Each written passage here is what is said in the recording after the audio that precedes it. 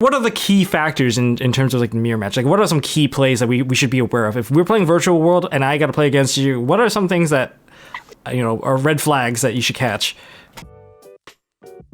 Hey guys, this is Tom Box, and welcome to MST.TV. I have a very special guest with us here today. Please give a warm welcome, smash the like button for Octavio Balcazar.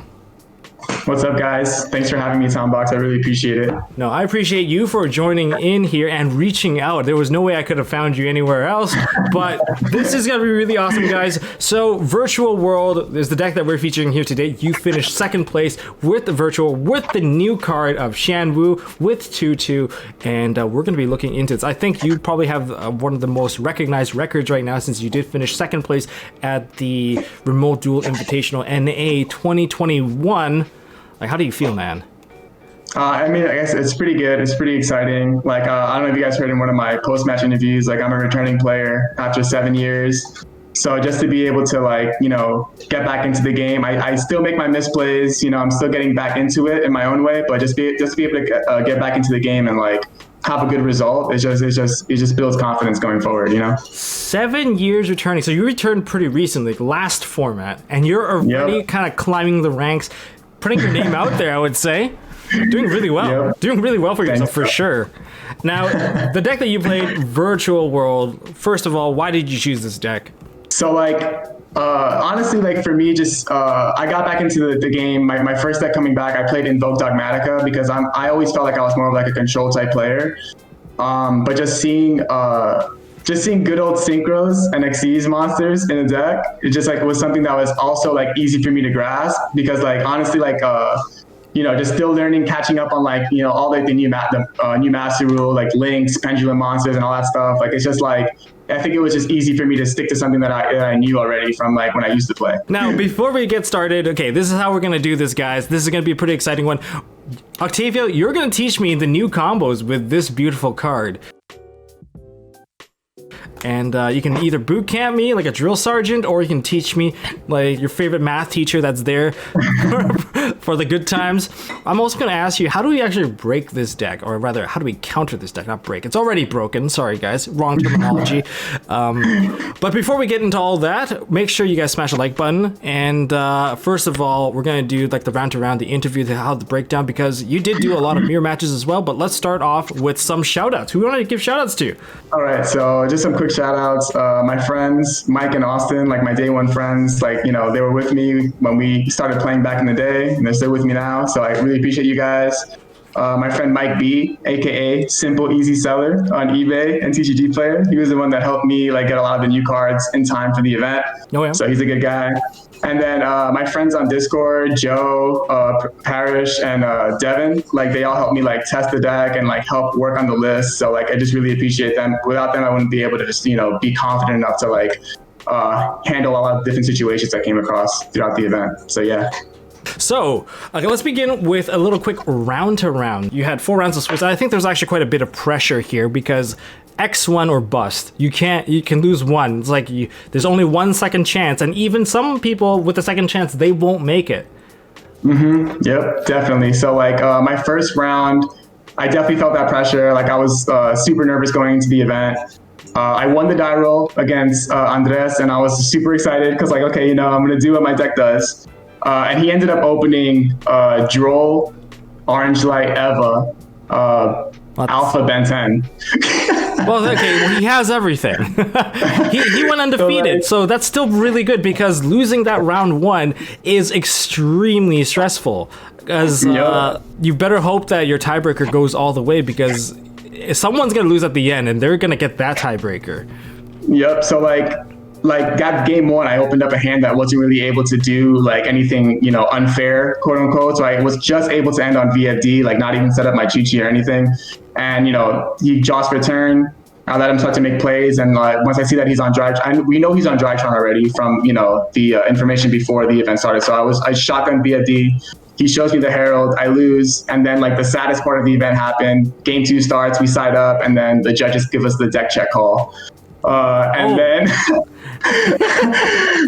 so you want to tell us what happened there? They go through my list. We're going through it. We get to the extra deck. The judge informs me.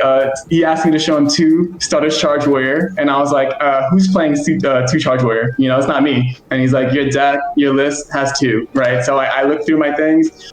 I ended up just writing 1 Cloud Castle instead of 2 Cloud Castle, and I had to go out through the entire event playing a 14 card extra deck, which was tough playing Prosperity, and you know, like I missed out on that 14 card extra deck.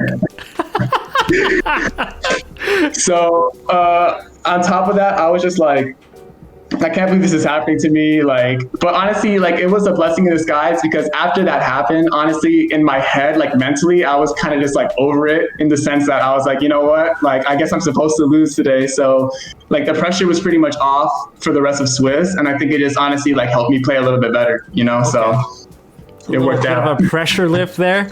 Okay, round 2, you fought against, I believe you fought against Julio Mendoza, Phantom Knights? Yep. So like, Julie's a cool guy. We play in the same locals. I like to play with Core.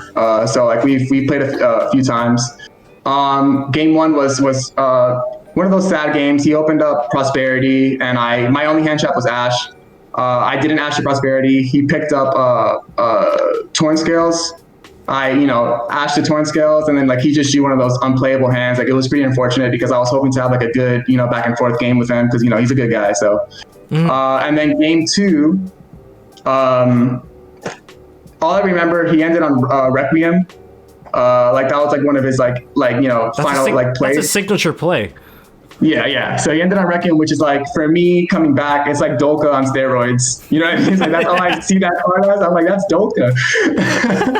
So like he I got a little lucky. I top deck Imperm, I side Imperm, and I was just able to, you know, Imperm Requiem, and then, you know, unfortunately it was just like City Lulu from there, and like it was just like a 2-0, but it was, you know, it was just sad, you know. So you did fight from behind for the second game. All right, game 3. Yeah. Okay, now game 3, 4, and semifinals. They're all virtual world. In fact, I think you played a lot of mirror match, and to win that many mirror matches, it's no easy feat for sure. So you can kind of briefly kind of summarize how it goes for like each of these. So you fought against Ruben, Peter, and Kamal. So yep. Which one was most memorable for you? Most memorable was definitely round 4 because, like, you know, I'm keeping an eye on Andres to make sure, like, hopefully he's winning his last round. Hopefully my tiebreaker is gonna go EXO, and like.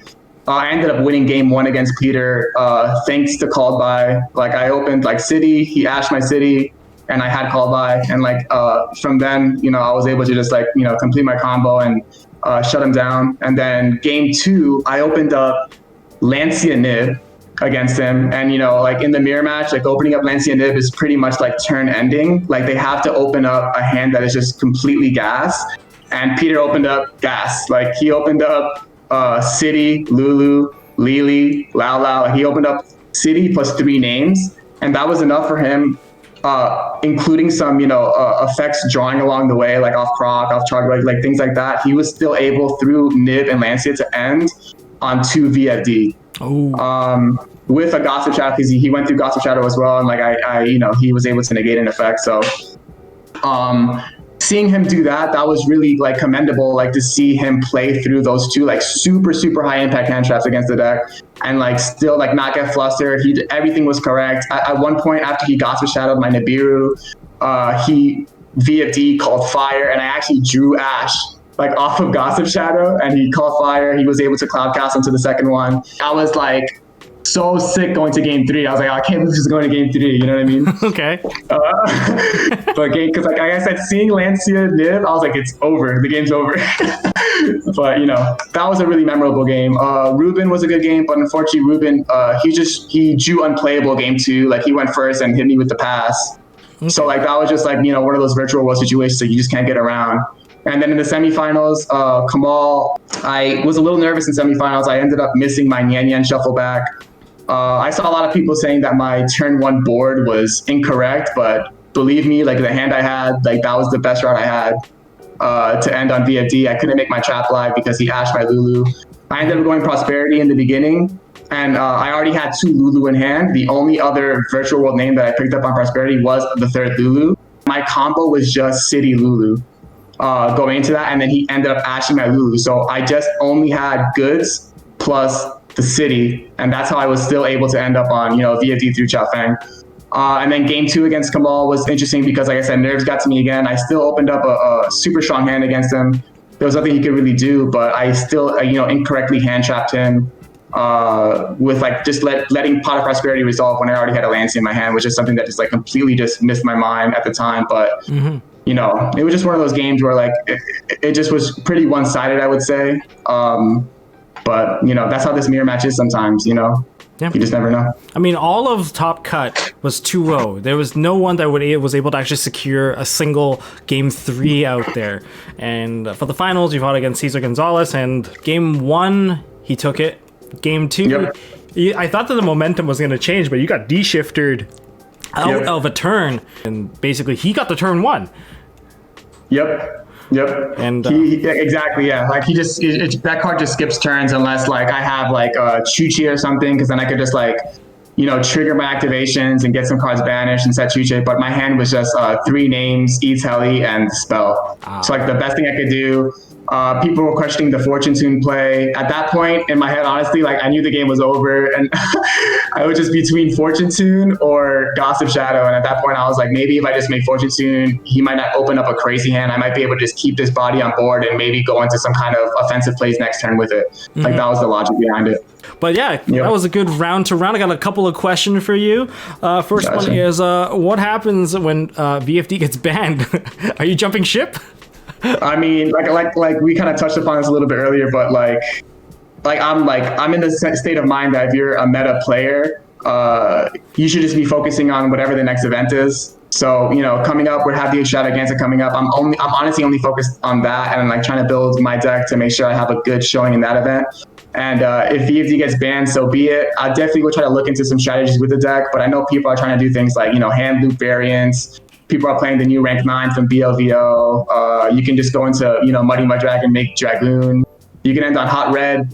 Like if you want to play that in your deck, there's a lot of different like first turn boards you can still make with like some negates. So I think honestly, it depends on how the ban list shifts the entire meta.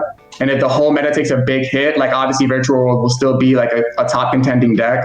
But if they just hit Virtual World and leave Drytron unchecked, and then they come out with the Xyz and Lightning Overdrive, Drytron is probably going to be the way to go, because you see like an OCG that deck is just completely overtaking the meta just with an Xyz, and they have Maxi Legal. So like that just is like a kind of a foreshadow to what's going to happen over here, I feel. Okay. Another really good question here. I'm pulling this from Twitter. How do I beat the mirror match? You had 3 mirror matches. I mean, you could not drop a single mirror match, and you took them all. So what are the key factors in terms of like the mirror match? Like, what are some key plays that we should be aware of? If we're playing Virtual World and I got to play against you, what are some things that, are red flags that you should catch? So honestly, like a big red flag, a big thing to just keep in mind when you're playing the mirror match, I talked about this in like the post-match interview, was like playing around Gamma. Like all Virtual World players, for the most part, unless they're like it's like a leveling war against the player, like they're all keeping Gamma in game 1, game 2. It's always there because it just helps insulate all your plays, and it helps you like really punish opponents that aren't like keeping it in mind. So like, for example, I played a game recently where my opponent, like you could tell he was trying everything he could to force me to like hit his cards and like Gamma me. He was like, Desires, activate City, activate Goods, banish Qinglong, like just doing everything, and let everything resolve. He summoned a monster, activated Lulu, and I said Ash, and he passed. And that was it. That's a good tell. That's a good tell. You just have to really be aware of that card, and like that's the big thing. And then because also like Triple Tactics Talent is obviously still a card. I'm citing it, but like the card isn't really favored in the meta right now. I haven't seen it too much, so people are still shotgunning Lancia. That's a whole other debate where it's, some people still feel it's correct to shotgun Lancia in the standby phase to, cut off access to people's pots. But at the same time, honestly, like the Qinglong Surge in this deck is like so vital to the strategy that like if you play Virtual World and if you haven't realized it yet, like a lot of your plays are like super dependent on that search going through, because you're thinking your play like a few steps ahead, but you don't realize that is where like, this is going to go downhill. Like you want to summon this, search this, banish Qinglong, add this, and continue your play. But if that gets disrupted, that's a big choke point for the deck. Okay. So just making sure you can. So that's why I still prefer I'm okay with letting my opponent resolve Prosperity, letting them resolve Desires and get their +1, because the way this deck is, you can have 7 cards and still brick. You know what I mean? So I'm just gonna save my hand trap to stop the cards that are gonna help progress your game state, rather than just give you more resources or more cards. It's just better that way, in my opinion. And okay, last question before we jump into the deck profile, guys. Name 3 hand traps for me and 3 targets that I'm supposed to hit with those 3 hand traps against your deck. Say Lancia, Ash, Gamma. So, oh man, that's a tough one. So like Ash is Lulu is obviously the main culprit of the deck. Okay. And then Lao Lao comes a close second, because Lao Lao is what helps finish the board or helps you go into the second VFD. So Lulu or Lao Lao are really good. I will say, in a quick side note, just picking up the deck yourself, even if you don't want to play the deck, and just doing some kind of simulator and just going through hands yourself, just so you can get a feel of what cards would hurt, is the best way to play against the deck. Because my Ash, when I use Ash, I use it in various different points in different situations, just knowing what their hand feels like. So sometimes I'll Ash Xinglong, sometimes I'll let them search off Xinglong. You know what I mean? Just depending on how I feel. There's no go-to. There's no real just go-to. Exactly. And before gamming VFD on activation, if people are still shotgunning it, that's something that you can do player dependently. If you're seeing that your opponent in the mirror match is shotgunning VFD, you know what I mean, you might be able to think, oh, maybe I'll hold Gamma against this opponent because he's not playing around Gamma, you know what I mean? So it's just a free, interruption there. But usually, I think a good rule of thumb. Oh, for Lancia, by the way, I don't shotgun Lancia, so I usually let them go. If once they summon a monster and send the spell, I'm Lanciaing there 9 times out of 10. That's where I'm putting my Lancia. Play around the Gamma, right? No, I'm talking about Lancia. I know, but we're playing around the Gamma from them Gamma you back. Yeah. Exactly. Once that monster hits the board, you're just free to go off. That actually brings that little point brings me to a note against Kamal, where a lot of people were questioning when I had Shen and Juju on the board, and he had Lulu and Lao Lao, and people were saying, why? How come he didn't attack both with Shen on board? And that fuels Chuche for no reason. You know what I mean? Yeah. And B, when I don't have to put myself in that situation to give him more outs to my board, I don't have to give him a Chuche. And B, that once again clears the board for Gamma. And at that point, I leave him with Lao Lao. That kills Gamma. Chuche isn't live. I have VFD. I have Ash in hand that I searched. I have Chuche. I can literally call Earth on VFD. Ash his only win, and then Chuche pop his only other wind effect. He literally just has no play on that board unless he just draws some crazy nonsense, I don't even know. So that's the thing. It's just just leaving that monster on board, there's nothing that the opponent can really do if they can't access Gamma, because that's the most pivotal hand trap in this deck, I feel. Okay. No, thanks for the awesome insight. Hopefully it does not get used against you. Hopefully some people just skipped over going straight into the deck profile, guys. And speaking of the deck profile, we're jumping right in. So let's go into the deck profile, guys. All right, list them out. So triple Lulu. Yep. We got 3 Lulu. Yep, we did the double Nian Yan and then 1/2/2. So double Nian Yan and a 2/2. So you actually cut one of the Nian Yans for the 2/2. Yep, I cut one of the Nian Yans for the 2/2. You'll see, I don't play Desires, so I feel Nian Yan is still a good card, but it's not as important. And I feel 2/2 is a similar type of card to draw as Nian Yan, but it just offers some new utility to the deck that lets you play through cards like BFD. All right. So it's just it's the same thing. And then triple Lily, triple Lao Lao, and then 3 Gigi. Yep. So pretty standard. Max out on the entire package. Yep. Continuing, and I think we're into the hand traps. Yep, hand traps is the Gamma package. And then triple Nib. Okay. And 3 Ash. I think hand traps. I think you're playing all of the best ones for the current format. Yeah, pretty standard. Before the list was triple Droll, but I didn't really expect to see Drytron in the event, just seeing how it's performing. So good call. There's only one. Yeah. So luckily I was right. I didn't have to play that deck. Spell time. Triple City. and then 2 Qinglong. So why just 2 Qinglongs here? Like why cut down 1? It was just after like cutting desires. So now we're playing a lot of 1-ofs. Like the Nian Nians got cut. We have the 1-of Tutu. We have the 1-of Xuan Wu. So that means we're cutting Chuche. So we have a lot of cards that like banishing off desires becomes a little bit more impactful. Because like honestly, like it didn't really matter as much when you're just 3 on 3 of everything. But last format there were a lot of moments too that like even having 3 of everything, like desires really messed up your turns. So I feel like just playing, since I don't have that card in the deck anymore, I can cut this card, which is inherently a brick to draw, pretty much. But you know, yeah. And then triple prosperity. Oh my god, this card, so expensive.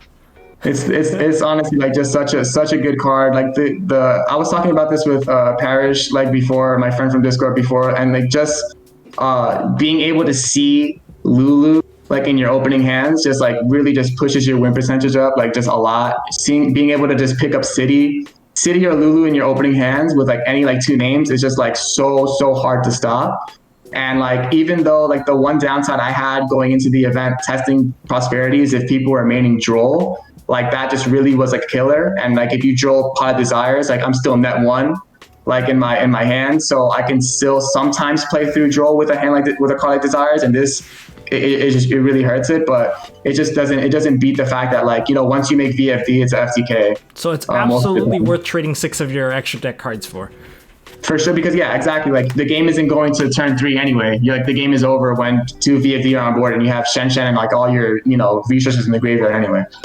And then triple goods, which also made it easier to cut Qinglong, because now like I just have access to goods all the time, and like Qinglong is always going to be engraved. And like with Xuan Wu, goods can also become an extender depending on your hand, you know. So it's like you have a reborn now. This is also like potentially reborn. Exactly. And then just E-Telly, which is like, you know, just another name. And I main called by. The main reason too, honestly, is like having the deck pushed to 41, which I know a lot of people are not into. It just helped me. It's all for just siding pattern reasons. It helped me side in and out to certain matchups like really easily than playing 40. And then, yeah, 2 Chuche and 1 Xuan Wu. Just, you know, cut the Chuche for a Xuan Wu, which I might not do anymore going forward because triple Chuche comes up in grind games, and Chuche is a really good resource in the deck to help you just continue flowing and helping you stay in the game. So I don't know about this, but it worked out. Didn't really come up. Okay. Now, if you guys made it to this point in the video and you've watched more than one MST.TV video, I highly suggest you guys just hit the subscribe button. You probably want to see more videos from us anyway. And make sure you hit the like button if you liked what you've seen so far. Especially when you like his explanation about how to beat his own deck. I mean, who else is going to give that information to you guys? Especially to someone that actually made it like really far into a very exclusive tournament. All right, now we're going to go into the extra deck here. So I guess we'll start with the Xyz package. Let's go with the obvious one here. Yep, the True King. The MVP. Yeah. Okay, what's your expectation? Is it actually going to die in your opinion?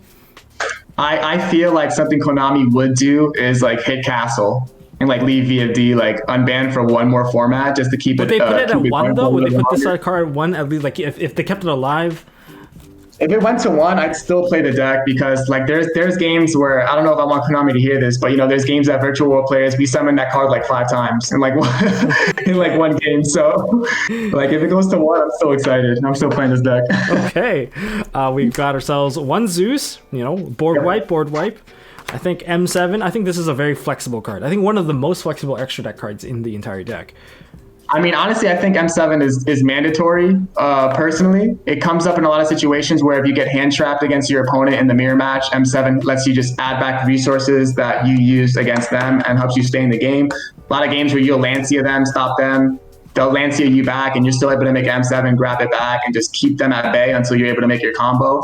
So I think M7 is like super invaluable. Yep. Don't miss out on that card for sure.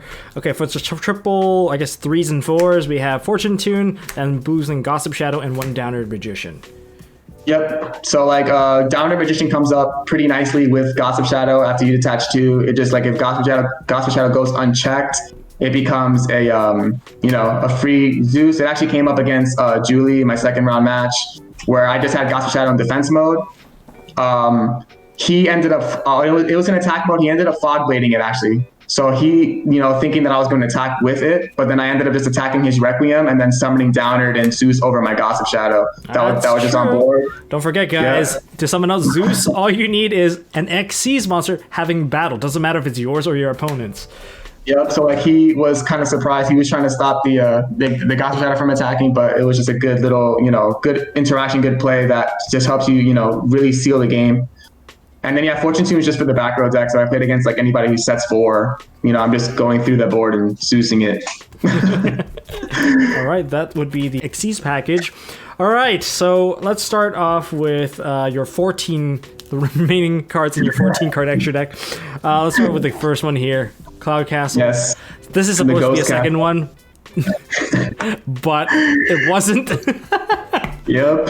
So this is a mystery card. I guess you're gonna be putting a second Cloud Castle until you're told otherwise. You have one Shen Shen. I think that's all you really need. If it gets banished, it does hurt, does it not?